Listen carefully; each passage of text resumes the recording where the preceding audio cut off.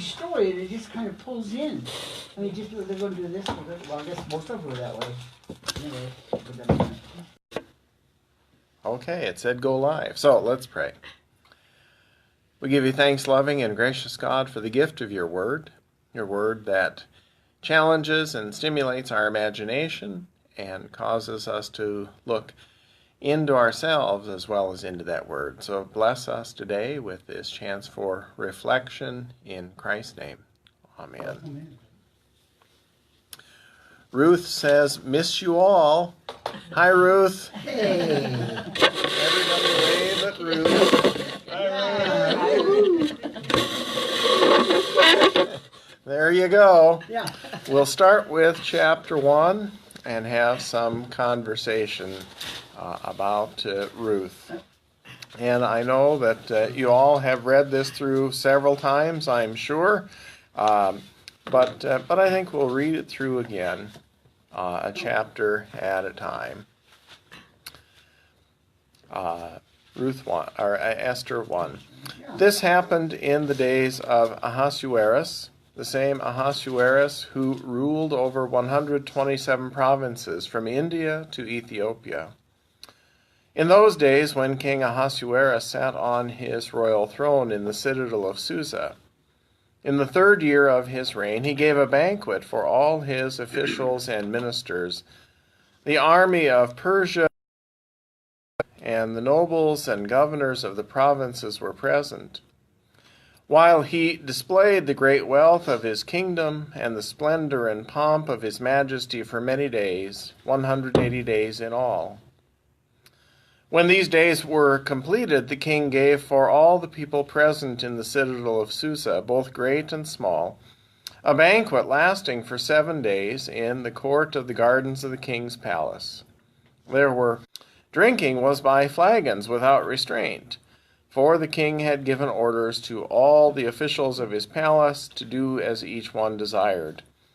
Furthermore, Queen Vashti gave a banquet for the women in the palace of King Ahasuerus.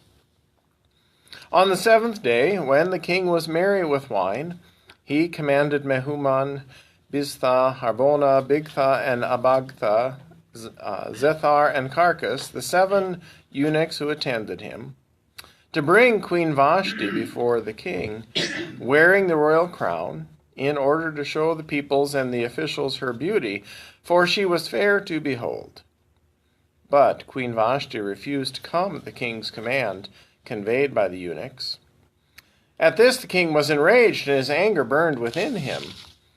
Then the king consulted the sages who knew the laws, for this was the king's procedure toward all who were versed in law and custom. And those next to him were Karshena, Shethar, Admatha, Tarshish, Meres, Marsena, and Memucan, the 7 officials of Persia and Media who had access to the king and sat first in his kingdom. According to the law, what is to be done to Queen Vashti because she has not performed the command of King Ahasuerus conveyed by the eunuchs? Then Memucan said in the presence of the king and the officials, not only has Queen Vashti done wrong to the king, but also to all the officials and all the peoples who are in all the provinces of King Ahasuerus. For this deed of the queen will be made known to all women, causing them to look with contempt on their husbands, since they will say King Ahasuerus commanded Queen Vashti to be brought before him, and she did not come. This very day, the noble ladies of Persia and Media who have heard of the queen's behavior will rebel against the king's officials, and there will be no end of contempt and wrath. If it pleases the king, let a royal order go out from him, and let it be written among the laws of the Persians and the Medes, so that it may not be altered, that Vashti is never again to come before King Ahasuerus, and let the king give her royal position to another who is better than she. So when the decree made by the king is proclaimed throughout all his kingdom, vast as it is, all women will give honor to their husbands, high and low alike. This advice pleased the king and the officials. The king did as Memucan proposed. He sent letters to all the royal provinces, to every province in its own script, and to every people in its own language, declaring that every man should be master in his own house. Well, I'm from Persia, and I never got a letter.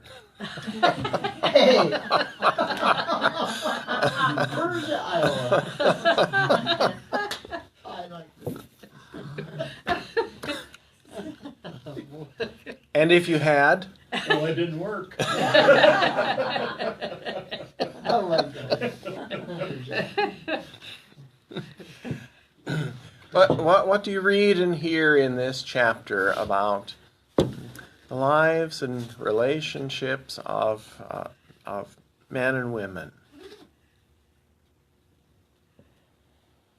Male-dominated society. Without question, male-dominated from top to bottom, and that in fact every household is supposed to mirror the way not only the king's household is organized, but the way that the empire is organized. So that what the king says and does, I don't know if it determines what happens in various households, but it certainly gives permission, not only permission, but instruction, legal instruction on how these relationships are to be regulated. Now, it should be clear, this is a story. Do we know that King Xerxes, who is represented here, promulgated such a law, and these there are no, not that I'm aware of, that there are any archaeological records of such a thing. But it certainly fits with the cultural. For the official, probably the other officials' wives. Yep. Yeah, Yep. and the men partied over here. Okay. Mm-hmm. And the women partied over here. I mean, Doesn't say there What- weren't women at the men's party. Well, that's a separate question. That's a separate question. That's a separate question. And we can come to that one. But this separation of men and women, I don't find that so particularly odd. If I think about holiday gatherings in my family of origin, when the extended family was there, the men were gathered in one place, and the women primarily were gathered in the kitchen. Yes. And the men went through the line first, and the women went out through the line after. That wasn't so much part of my growing up experience, but it's typical of lots of Sure. families. The men got the fact of having families sit together in worship, for example, was really kind of a mark of privilege in many American churches anyway. That meant that you could rent your own pew for your family, which is how it is in a number of old congregational churches, for example, that had doors on the pews. And when you rented your pew, then you got a key. Don't worry about anybody sitting in I your didn't. spot. And That's it right. used to be in the Catholic Church, once Yeah. you had 12 children, Oh. you automatically got that pew. Was it 12 or 7? I thought it was 12. but- 7 is the Divine Mother. 14 is doubly so. But yeah, you would have a Whole pew. family. Yeah. Since the job was to reproduce Sure. souls for the church, then you were effective. So this division of genders maybe is not. It certainly is noteworthy. Maybe not necessarily unusual. But when genders are divided like that at social occasions and otherwise, what does that say about the relationships between the men and the women? Not very close. Yeah. And Separate lives. yeah, separate lives. And none of this is to describe this as necessarily bad. It's just descriptive. Our sense of interpersonal support, for example, in a marriage, that's a relatively recent invention. And I can see now where men are more involved in child rearing. So to me, that would pull the sexes together as far as discussions and things. Of emotional and personal support, not on their husbands. And, really, men do this all the time, still, when they go to each other and say, who can understand women? So it's not unusual. And this sense that we have of not only friendship, but emotional interdependence in a marriage, that's a very recent invention. Even in the Middle Ages, with the romantic love by the French poets, romantic love was lifted up by the French poets, but typically it was not between husband and wife. It was between a man and his mistress. Husband and wife didn't waste time on love. They had more important things to do, like child rearing and economic matters. So it's helpful to just think about that we should not intense emotional connection between husband and wife. Then this doesn't present the kinds of issues that we might think about. The only time it presents an issue is when there is that connection. For example, Hannah, Samuel's mother, and Elkanah. Hannah is the second of two wives, but Elkanah likes her. That doesn't mean we can't be critical about what we read. We certainly can if we choose to. But it might be an interesting conversation to have with those men and women, and to say to them, why weren't you in the same house having a party together? Why would we do that? I think that would be the response. Why would we do that? That wouldn't be any fun. Those men don't understand us, and if they're around, we can't talk about them. And vice versa. Yeah. And when we talked last time about this, I hadn't even thought that maybe he wanted her to dance nude until we brought it up in the Bible study. Which, when you read this again, maybe that's why the women were upset. I mean, when there's such a division, they're like, okay, is my husband going to exploit me? Or other divisions. Separate is almost never equal. Separate almost always results in one group having more power than another. I mean, that's one of the things that separate is for. And certainly the separation of men and women in a culture, it's hard to say, is it a symptom or is it a cause of this differential in power between men and women? Are they separate because men are dominant and can just determine how these things go? Does the separation enhance this sense of dominance? Yes, it does. Certainly. Who really is at the forefront of trying to say that women should stay in their place? Generally, it's men. Not exclusively, but generally. Who has something to lose if women gain in power? Men. Yeah, generally. There are always exceptions to that, but generally that would be the case. Separate is often a way or even to enhance it.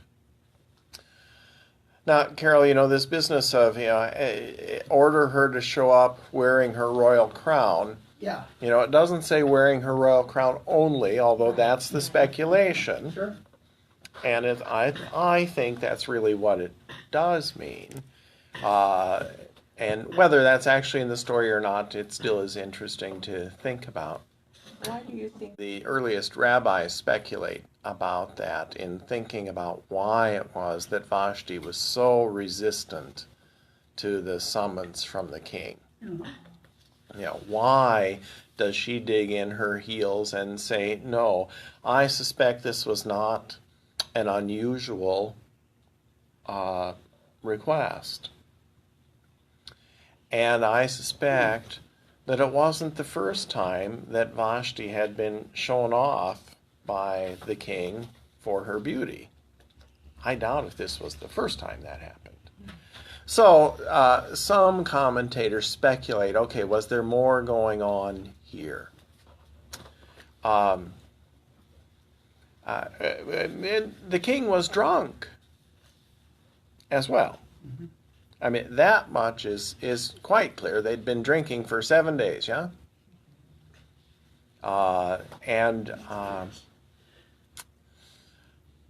What does this say about the relationship, for example, between alcohol abuse and domestic violence?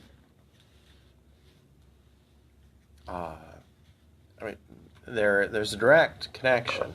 And it isn't that alcohol abuse necessarily produces domestic violence, but it reduces the inhibitions and sometimes simply creates the circumstances where men particularly, feel like they have permission to go ahead and act that way.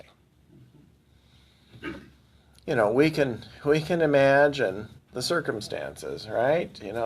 They've been drinking for 7 days and they start bragging about who has the most beautiful wife. You probably can't. Women probably can't imagine that happening, huh? I mean, that's what it sounds like to me. And the king, of course, he's the king. He has to have the most beautiful wife, and by golly, I'll show you. So I think it's important to stay with Vashti here in this first chapter. There's a reason why there's just a whole chapter devoted to her in the story. This is what happens typically to women in the world of this story. This is how it works, which is going to make Esther's resistance later even more notable. She is going to ask, it takes Esther a while, but she is going to be in a position of saying no to the king on more than one occasion and of challenging his authority publicly on more than one occasion. The price of that we see in Vashti's experience. Yeah? The price of that is you're no longer queen. Now, it doesn't say what happened to her. I think that it didn't go well for her when she gets demoted. Even if she simply gets demoted back into the harem, you can imagine that when she was queen, she maybe didn't have the most positive and constructive relationships with all the women in the palace. And now they were going to have their chance to have a little revenge, perhaps. And what happens when you say no? Don't let the door hit you in the backside on the way out. So it's important, I think, to rest with this part of the story for a while and let it sink in, and to think about how it is a kind of a mirror when we think about relationships between men and women, relationships of power in particular. He wasn't used to having been told no because he had to go ask for advice. What do I do now? It's kind of interesting. Yeah, what do you make of that? That's a great observation. What do you make of that? Why do you think nobody ever said no to him before. Yeah, that may well be. Oh. That may well be. You hire an attorney to pay her off. But what kind of baggage did she come with?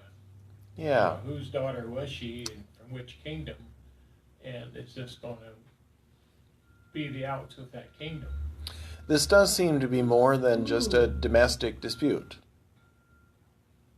because of that seeking out, of that legal advice. Because that's, I mean, you're right. He goes and talks to his attorneys. That's exactly what he does. So that there's more at stake here. And I think that's very likely because these marriages, are contracted for the most part as political alliances. This is a way, some of these royal wives in the ancient world are little more than hostages. So if you contract a marriage with a rival king or ruler, and you have that beloved daughter or sister or whoever she is in your house, with knives pretty handy, that cuts down on the warfare and makes economic negotiations go a little better and that kind of thing. So that at least some of these women were really tools. They were markers on the chessboard, and that may well be why this sort of extended consultation happens here. This seeking of legal advice. That's not what we get from the conversation, but I think it's likely that would have been part of such a conversation. What are the consequences of this? The conversation that actually happens is, okay, if you let the queen get away with this, then all the women are going to get out of line. Right down into the lowest, hovel down by the river. And we can't have that. Instead, the law declares that every man should be master in his own house, huh? But maybe she got tired of being paraded in front of all of his, and said, I've had enough, I'm not coming this time. I'm tired of being an object of all the men looking at me. Yeah, I don't think this is the first time this would have happened by any means. And, in all likelihood, if this was, again, we're thinking in terms of the story and of the world there, but if this were a politically contracted kind of marriage, it may well have been that Vashti was very young when the marriage happened, so that she wasn't equipped to resist, just in terms of being a young person, in terms of having been, brought from some foreign country to this court. She had no connections. If she's somewhat older now, she has kind of her own power base, maybe her own money, because I suspect it isn't that the king paid for the party for the women. It was probably that Vashti threw her own party. That was her responsibility, I suspect. So maybe she was really starting to feel some sense of her own independence and power, and felt like maybe now's the time it was an error in judgment. Politically. You're painting her very well. On the other hand, maybe the women had been drinking just as heavily, and she just didn't make a wise decision that day. You may well be right. She didn't think through what were the consequences of that saying no. that she'd been drinking for 7 days as well, and made sort of a rash, ill-considered judgment. Maybe that's what gave her the courage to say no. That could be too. Yeah, Couldn't but, hold her liquor. That's what she used to say.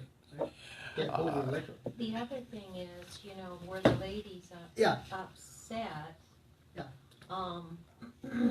Because if she was holding court for all of them, and they really didn't have the men's support, so to speak, because of the two separations of party, were they just out of their party? did the party stop because Vashti was told to go? I would think that this was a major social and even political crisis that is provoked here. Maybe it may well be that both the king and the queen were a bit hot-tempered. That may be. It may be that both of them had too much to drink and their inhibitions were lowered, and both of them did things that they regretted later. In chapter 2, it says that it took a little bit for the king to remember what he had done. I think it's worth reading just the first couple of verses of chapter 2. After these things, when the anger of King Ahasuerus had abated, he remembered Vashti and what she had done and what had been decreed against her. Apparently he'd forgotten for a while, or it wasn't that important, or he just went on with the party and she was done. I mean, this is what happens when you're in power. You don't have to really think about things. But it does have this sort of in the heat of the moment kind of sense to it. Regardless, I suspect that the women's party was over. and that there were men watching what the king was going to do with one eye and watching their own wives with the other eye, to make sure that the king didn't put them in a position of having to have disagreeable wives as well. I mean, this is the concern here throughout. Not to get drunk, not to abide, so that they had clear heads, so that when the king came back to them, or the queen hers, they were kind of like able to put the story together. These servants, of course, are they're castrated so that they're not a threat. Sexually, they're not going to be available in any way. And these are servants. It could be that some of them were sort of the designated drivers in the process. Now, the truth is that just because a man is a eunuch, that doesn't necessarily mean that you really are kind of outside of the corridors of power. We have another example. In the New Testament, we have the story of the Ethiopian eunuch in Acts. And the Ethiopian eunuch that Philip talks to on the road was third in command in Ethiopia. He was the treasurer of the empress. Now, on the one hand, he was not going to have any particular interest in the empress. On the other hand, he was entrusted with managing the national treasury. So this change in sexual capacity doesn't necessarily put them on the outs with power. But I'm sure that some of them were, as I say, sort of the designated drivers in the whole process. That somebody had to keep a clear head, and when you're the king, it really is everybody else's job to take care of you. I mean, that's one of the reasons why it's good to be king. Kings do all sorts of foolish things with no consequence because they're the king and somebody else. This happens to lots of people in power. Lots of people in power have advisors and fixers and and people who are supposed to clean up their messes so that they don't have to worry about them, and so that they don't have to be concerned about the truth and things like that. That's why it's good to be in charge. So we're looking at the emperor's kind of cabinet, to some degree, his group of advisors. So the king doesn't necessarily have to remember all this. It may well be that after he sobered up, one of them said, we did go ahead and write down your decree, and it's the law of the land now. Whether you remember it or not, here it is. Are you sure? And the king says, yes, I'm sure. So that's what we get in chapter 2. Yes, I'm sure. But it's up to someone else to take the king's sort of fit of pique and make it the law of the land. What else do you observe here? Well, kings and many in power have a penchant for acquiring a lot of wealth. It may not be a significant part, but I mean, it's just a given, right? That the emperor should have been the wealthiest person in the empire. Person in the empire. Well, yeah, yeah. And if he wasn't a very good manager. So yeah, he has plenty of money, plenty of power, plenty of influence. Oh yeah. It's interesting that he, in those first 2 verses of 2, wanted a virgin, because you were talking about, Vashti might have been very young when they were married. So it was like, okay, I'm going to get a virgin so I can train her the way I want to. Given the mindset of the whole relationships in this era. I haven't looked specifically at the Hebrew to see what the word is there. The terms for virgin and young woman are often interchangeable in Hebrew. I'm not sure about that.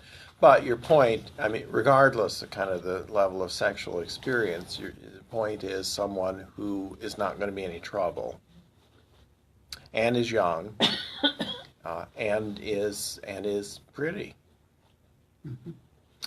What does this say about women and beauty and power?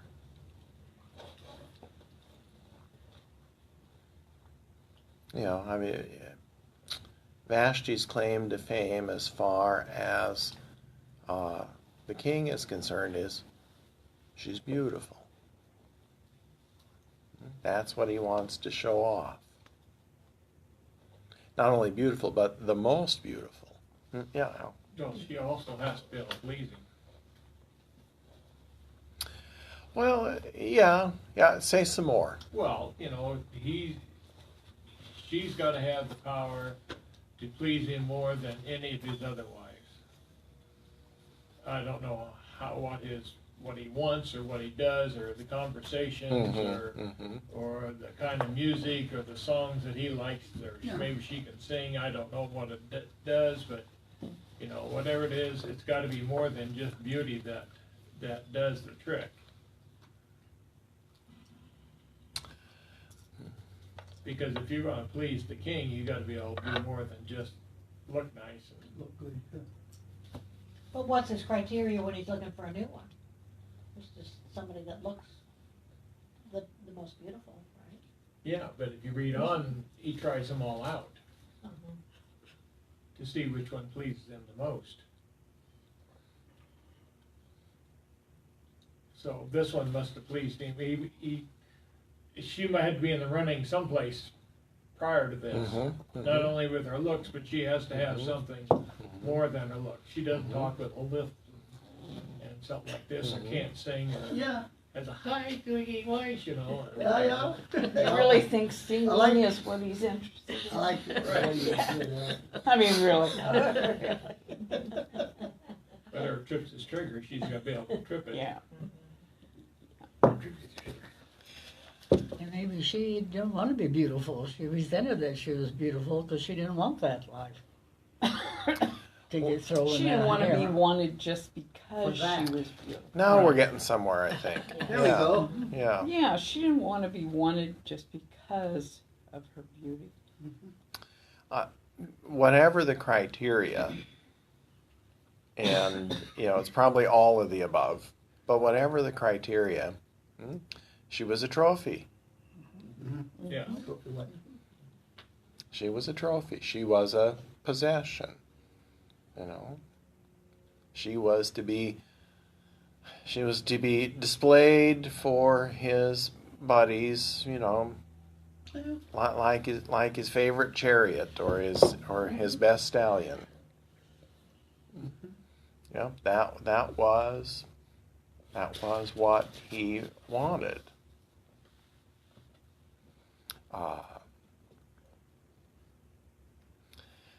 Is it so different now? Well, we still use the term trophy wife, so I don't think it is. Or See over there. how about starter wife too? They use that some. I have to share this. Al was just pointing out that Linda is his trophy. Okay. Hey, I like it. The important question is whether that's mutual or not. Probably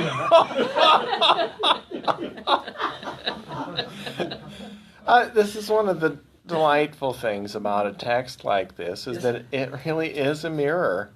You just can't help but look at our own assumptions about men and women, power and worth. Connie, I think you're quite right. This really leads us to think about how we and why we value each other, how we experience being valued. I mean, do we experience just being kind of means to someone else's end? Do we experience just being tools? I think that it's no great observation at all to look at our own culture and to just see how women's beauty continues to be a tool of power, particularly economic power. But it is. You only have to look at one commercial, at one magazine ad. And no matter how much some cultural commentators protest that real women actually have bumps and curves, just look in the media and you continue to see women that look like drinking straws. Oh, sure. As the ideal. And that's always associated with money as well, that kind of image, and power. What does this force us to think about? I mean, the price for Vashti when she refuses to be that instrument, that trophy. The price she pays is she gets tossed out on her ear.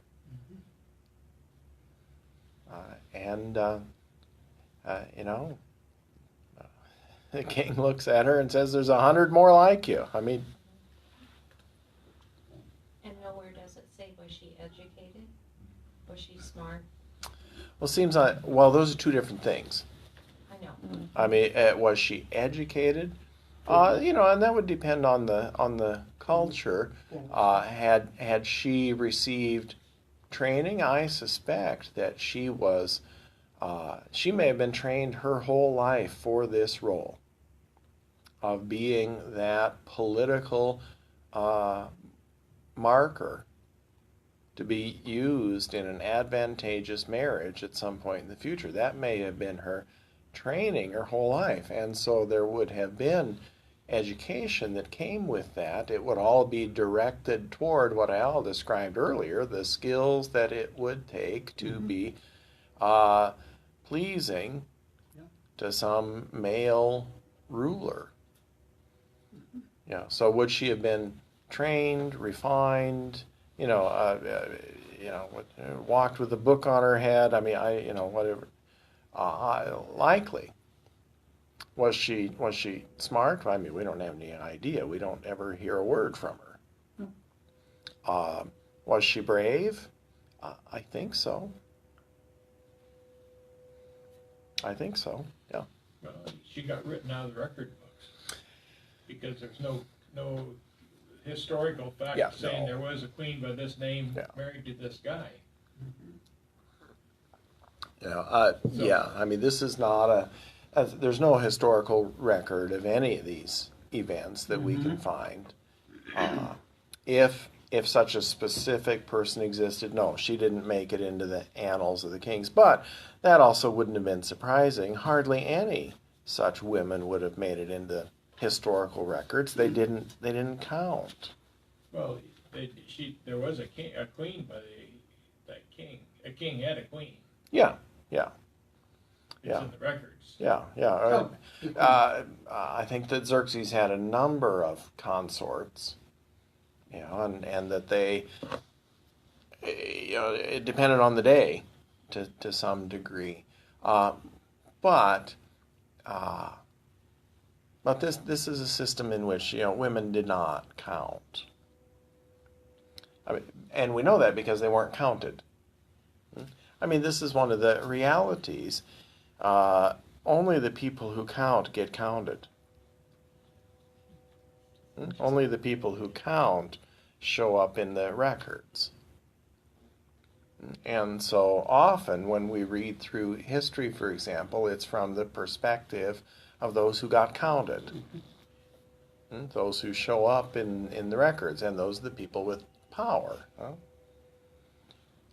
Which is why historians these days work really hard to try to understand the lives and experiences of so-called ordinary people, and it's a lot more work because their lives don't get recorded because because they don't count.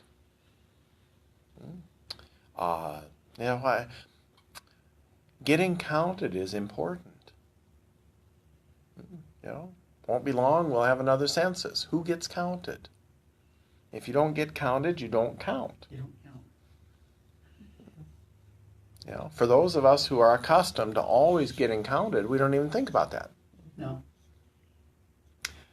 It's not 100 years, though, that women didn't count. Not 100 years ago yet that women didn't count in this culture. 1919, where they got the vote, didn't they? 20. Yeah, 1920. Yeah, so it's not 100 years yet. 1919, they got the vote here at Emmanuel. Oh, Right before, Mm-hmm. right before they got the right to Yeah, vote. it was I remember that distinctly. It was in the air, yeah. And some of that was a result of the massive changes that took place during World War I. For one thing, in Europe, the sheer absence of men because of the number of deaths on the battlefield. There simply were not enough men to make things work in Europe. And in this country, the number of men who went overseas meant that these booming industries in the United States that were just kind of getting underway didn't have enough laborers. Sure. And women started to get counted. And that's not the only reason. I mean, there were women who fought for the right to vote for decades and decades before that. But that really was a factor. But it is the case that it's not very long ago that women were not counted in our congregations. And in many Christian congregations, that still is the case. Women are not counted. In the minutes of one of the council meetings in 1919, they welcomed the women. I mean, they specifically welcomed the women that now you can vote as a congregation member. Gosh. Now you're a full member. Before that, When I was reading that, I thought, what? Yeah. And I read it a couple of times, and then when I was doing that timeline, then I found out that in 1920 we got the right to vote. Okay. And so then I kind of understood a little bit more. Well, I guess.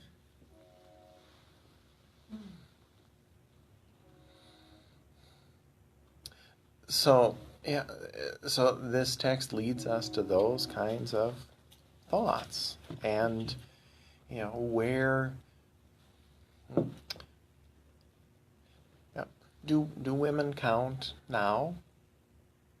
I mean, legally, officially, yes. Sure. Yeah, in the Constitution, not only of the congregation, but of the nation. Nation's Constitution. And yet, that's not a one-off, all of a sudden kind of thing. Women may have gotten to vote in congregations. Women weren't ordained in our churches until 1970 and 72. Gee. But even though they got the right to vote, they were still Mrs. Al Martins. Yeah. They Isn't weren't that Linda Martins. No. They weren't Ruth Sullivan. They were Mrs. Jack Sullivan. Yeah. That was until the 50s. That's really a good point, Connie, because I think that part of this has to do with identity. Who are you? Yeah. Yeah, Al. So when could they serve on the council? You learn that? That's not been that long. That's ago. not particularly long ago here either. Okay. Yeah, Probably I don't wasn't even remember. in the 50s. It's probably in the No, 60s. late 60s, I think. Even later than 50s. Early I 70s. probably got it written down, but I don't remember. Yeah, I don't know the Yeah. exact year, but I think late 60s to early Yeah, I 70s. I bet. Because in the Missouri Senate, they still can't be on that. That would Okay. I Yeah. remember. And in the Wisconsin remember, Senate, they can't vote. Okay. I do remember when Peggy Gerald was the first council president, and that was a big deal. Oh, gosh. She was the first woman who was council Council president. President. That was a Who was big that? deal. Peggy Gerald. Gerald. Okay. Told me. Yeah, and isn't it something that's notable? I bet that would have been probably in the 80s. 80s. Maybe Mhm. later in the Yep. 80s. Yeah. Yeah. Yeah. Mhm. And now we find it odd that that's even notable, but it's not very long Yeah. ago. It's not very long ago. What does it mean? Do you count? And who are you? How do we understand who women are? Don't you wonder how her family reacted to this? Were they ashamed of her when she refused? Were they proud of her? Were some of them ashamed, some of them proud? I think that's a complicated question with a lot of levels. On the one hand, if she came from a what's called a patrilocal culture, which she probably did, that when she married, she ceased to be part of her family of origin and became part of the king's family. So she may have, maybe there were some emotions attached to that, but in all likelihood, she was just on her own. Oh. I don't, maybe not, but that's likely.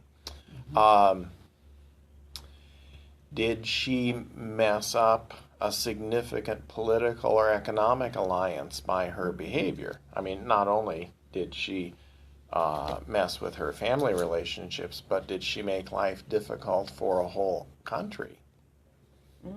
Because this is the emperor of the 127 provinces, from one end of the known world to this is the biggest empire before the Romans. This is not simply a domestic dispute in somebody's house. Did it have big political implications? We don't know, but it's likely it did. Yeah, Al. How did they select the next emperor? Would it be a son Yeah. of one of the wives? And since she was out, it wouldn't be her son? that kind of competition within these multiple wives, we don't get any insight into that here, although historically I think there was some. And there is a succession. It's not always effective, but there's a succession. But we see that in the household of King David when you read in the books of Samuel and Kings, that there's this competition. King David has 6 main wives, and then there are some others after that, and produces children from several of them. And ultimately, Solomon, who succeeds him, is Bathsheba's son, who was not originally his wife, and he took her and had her husband murdered, and that's who ends up king. But there's in David's household, if you read in 1 Kings, 12, 13, 14, I mean, there is competition. There's rape. There's attempted murder, and this is all among these half siblings who are really competing for the succession. And Solomon is not the oldest. He is not the oldest of the sons. There is a very bloody succession fight that also includes the revolt of Absalom, who is an older son and who was David's favorite, but revolts against David and ultimately is killed by one of David's generals. So these succession fights among these siblings sometimes were just horrific. And unless we think that's so far from our time, think of how life goes in some families when it's time for the family business or the family farm to be passed on. And the jockeying in some families that has gone on during a lifetime to figure out how that's going to be and who's going to have a leg up on that and how that's going to go and who's going to get the 1,000 acres and who isn't. And these things happen in families. It's if only love were enough. But there's a lot more at stake a lot of times, and there certainly there would have been here. In terms of the succession, I don't know historically, and I don't think we know who the mother of Xerxes' successor was, but there would have been intrigue all the time.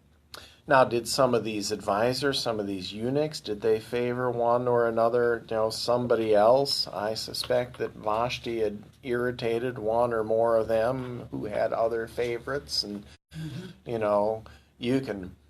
could write an entire novel on the intrigue that could have happened in the background of this. Yeah, Al. Well, in this next chapter where they pick Esther, Oh, yeah. she became a favorite of the eunuch before she she was picked by the king. Yep, that's that's how you would do it. Yeah. Right. Mm-hmm. So if it happened to her, it had to happen before her. Yeah. Yeah. And she trained for what, a year or 2 years, 4 years before she became queen? Well, it was a year audition, at least. So yeah, I mean, this is, you don't just wander in. What does an audition entail?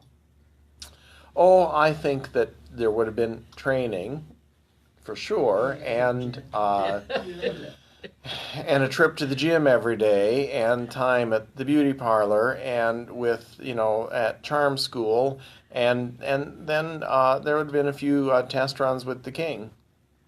I have no doubt about that. It's hard work being king.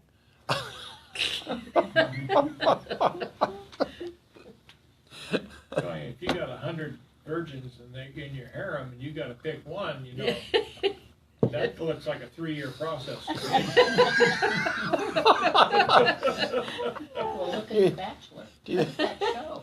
Oh, yeah. The Bachelor. Yeah. Oh, yeah. I can't. I can't. I don't look at I it can't. either, but I can't make the wife and those women be so stupid. I know. Yes.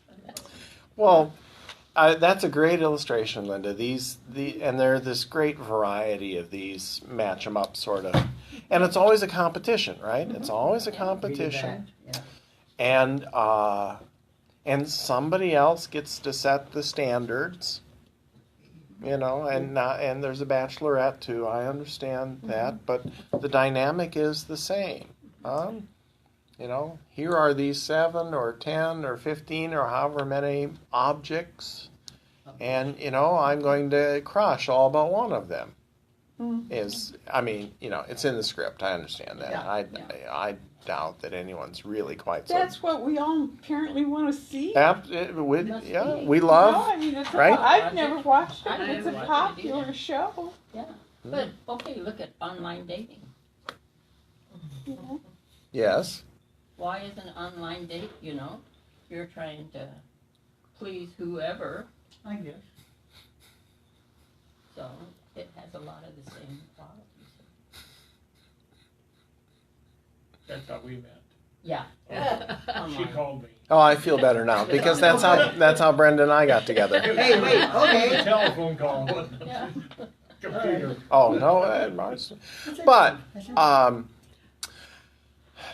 but the real power that I think, Linda, of that illustration is the amount and degree of deception that's a part of that business.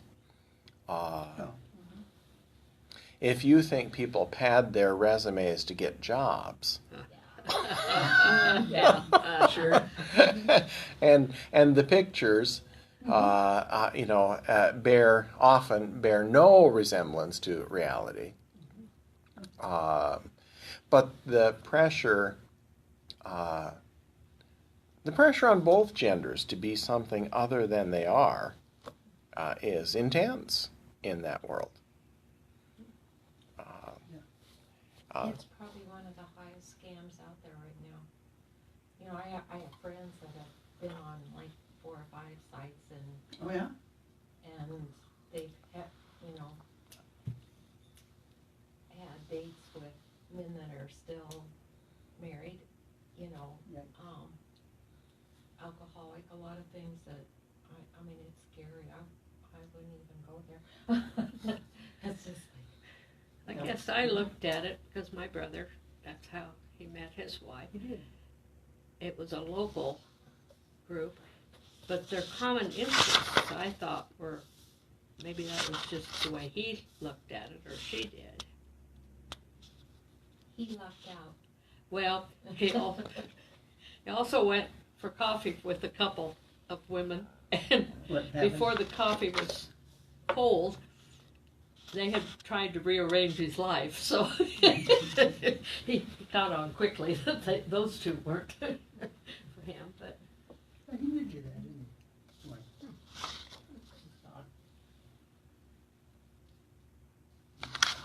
probably like lots of things, good and bad of those online dating things too. So the pressure that women feel to meet a certain unrealistic, nearly impossible standard of beauty is one part of that. The pressure that men feel to portray a certain level of material success and influence is another part of that. And we see both of those here in this first chapter of Esther.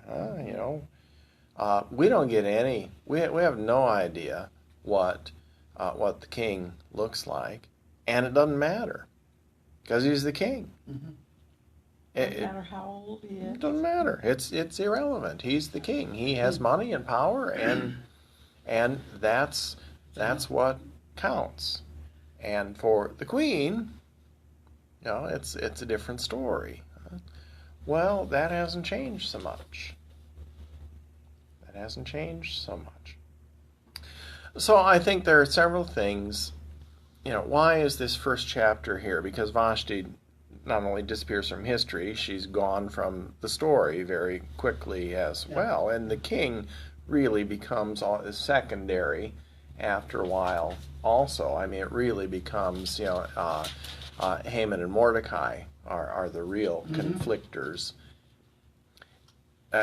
It will be worth continuing to wonder, to what degree does Esther have some sense of agency, and to what degree is she really this, or is she a pawn in this power game between Haman and Mordecai, for example? Does Esther do better than Vashti? That'll just be worth wondering. I think that Vashti is put into the story here to illustrate the price that a woman can pay for saying no. I think that's clear. Certainly this illustrates just how things work in the palace. There's no question about that. Is Esther going to be portrayed as having done better than Vashti, or just being smarter than she was? I'm not so sure about the verdict on that one. That will be worth thinking about as we go along. And commentators and scholars, men and women alike, differ a great deal on that. Is Esther the hero, or is she just another tool in the hands of men with power? That's worth thinking about. Does she learn? Does she grow? I mean, we follow Esther for quite a ways through the story here, and that will be interesting to watch how that is. And again, what does this continue to say to us about men and women? I mean, what does Vashti's experience say in a time when women are really struggling with trying to come to terms with the price that many women have paid in this culture for saying no, or not saying no, to powerful men? How different is the king, from a Harvey Weinstein? What is the difference? This is a story, but is it a window that we can look through and think about those relationships? It's not news that women pay a price for saying no to powerful men. This is not a headline from the 21st century. Here it is, in the 5th century BC. We go on, the two comparisons that I was also looking for between Esther and Vashti is Esther surrounds herself, she has very good men advising her. Her uncle, hey guy. But like you were talking about, did Vashti lose her status or whatever, or her supports once she got married? Because you don't hear about anybody stepping up to defend her through any of this. I mean, that raises such an interesting issue in terms of abuse dynamics. I mean, we can read a lot into a story that is or isn't there, and it's a story, that's okay. The king's drunk and engages on this behavior, okay? I mean, that sounds somewhat familiar to lots of women. Is Vashti isolated, cut off from support, made completely dependent on the king in some way, in the same way that many women in abusive situations are?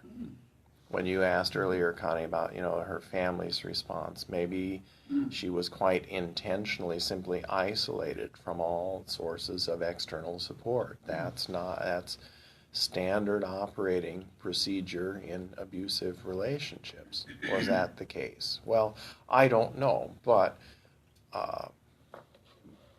certainly we don't have to think very far to think about women we might know who live in such situations.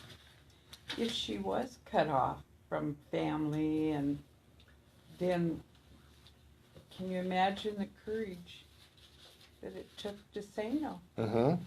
Yeah, I think one thing we know about Vashti, regardless of all the other dynamics, is she was brave. Sure. Hmm? No, Maybe she was just too drunk and said. I mean, we can question her judgment. That's That's another story, right? Yeah, that's it was drunkenness instead of brave. Well, sometimes, yeah, I don't know. Sometimes that brings out your bravery, I guess. But I do think, but she said no. Yeah. She said no. Yeah. Well, she thought she had the emperor wrapped around her little finger. Could be. She's the prettiest one here. She could get him to do anything she wanted.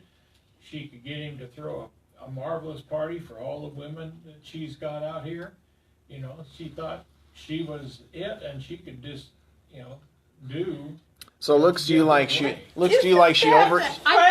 overplayed her hand, huh? She overplayed her hand. Well, She could have been could drunk be. and just Could be. I love that. Isn't that funny how It's called reader response theory, is what it's called. Reader response theory, Jeff.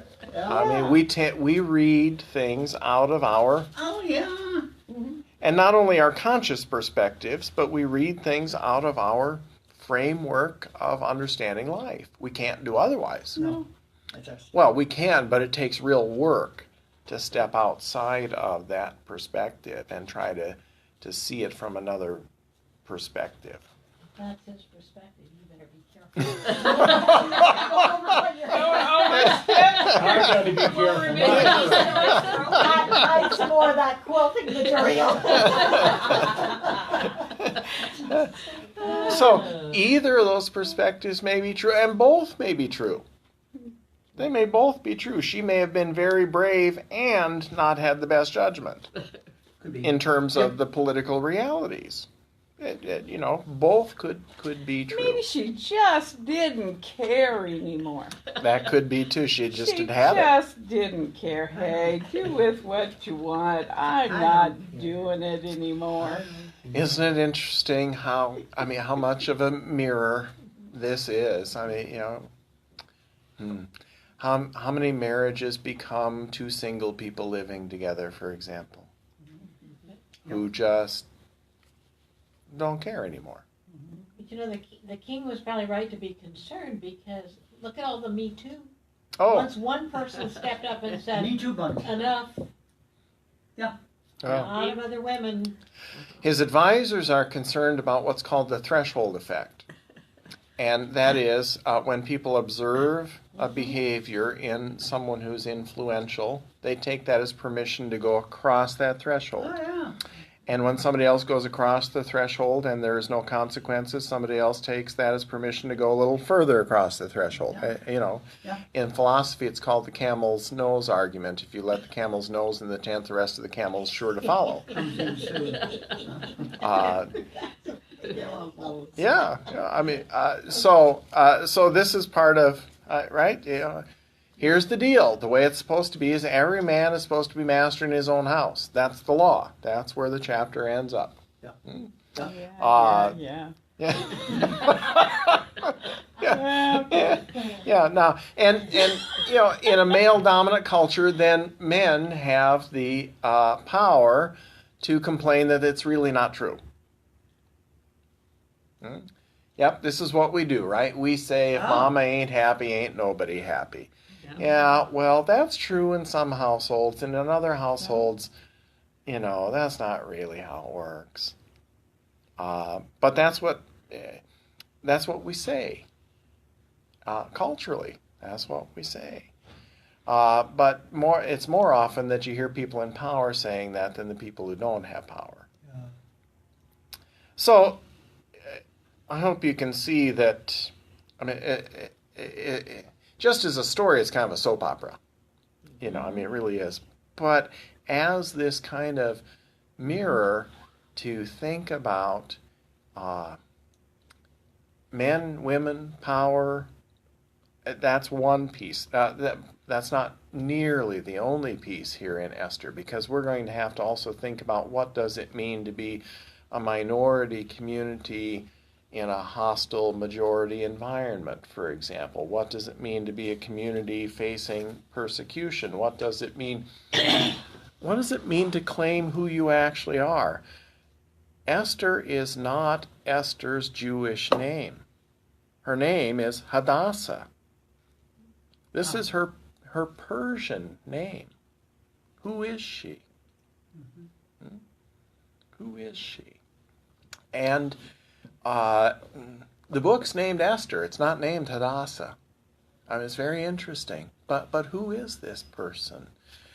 How much of a Jew is she? Does she become one? Mm-hmm. And underneath all of this is this, you know, just like in Ruth, this sort of anonymous sense of God's working. God is not named once in the book. Not once. But Mordecai will say to Esther, maybe it was for just such a time as this that you were brought to this place. Well, that's a very kind of humble, backhanded way of saying, who do you suppose brought this about? Mm-hmm. So to think about how God gets things done is a part of what's at stake here. So, and it's not that one of those things is more important than another. This is all stirring here in this book.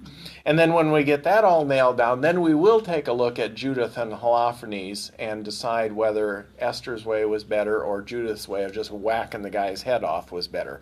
I'm voting on that. That depends on the woman's personality. and why it is that Esther made it into the book and Judith did not. This is evidence that men edited the Bible, of course. Yeah. Well, they made a holiday off of Esther's. On Judith, they didn't. It's harder to figure out how you would celebrate holding up the guy's head severed from. Yeah. Really? Yeah. Here we go. Well, once again, perspective does make a difference. Alrighty, let's close with prayer. Next week we'll pick it up at chapter 2. Huh? Loving and gracious God, your word is an inexhaustible source of reflection. Reflection on your grace and guidance. Reflection on our lives with you and with one another. So continue to use this gift to cause us to look and to think. We pray this in Jesus' name. Amen.